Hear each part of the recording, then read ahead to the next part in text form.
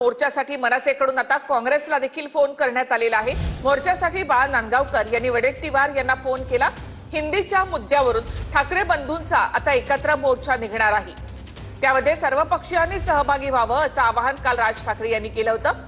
त्यानुसार आता मनसेकडनं वडेट्टीवार यांना देखील फोन करण्यात आलेला आहे। बाळा नांदगावकर यांनी वडेट्टीवार यांना फोन करून या मोर्चामध्ये सहभागी व्हावं असं आवाहन केलंय।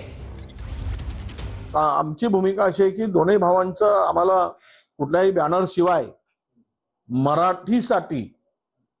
मराठी वाचवण्यासाठी हिंदीला विरोध करण्यासाठी एकत्र येऊन मोर्चा करत असतील आणि दोन्ही भावांचं निमंत्रण आलं तर आमची भूमिका त्यावेळेस आम्ही मांडू आणि त्या संदर्भात आमची भूमिका सकारात्मक असेल। कालच मला फोन आला होता बाळा नांदगावकरकडून आणि तुम्ही मोर्चात या अशी त्यांनी मला फोनवर विनंती केली।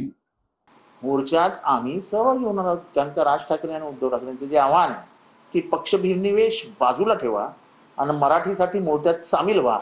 आम्ही तर मराठीचे भक्त आहोत, त्या मातीवरती मनापासून प्रेम करणारी माणसं आहोत। आम्हाला 105 हुतात्म्यांची आठवण येते।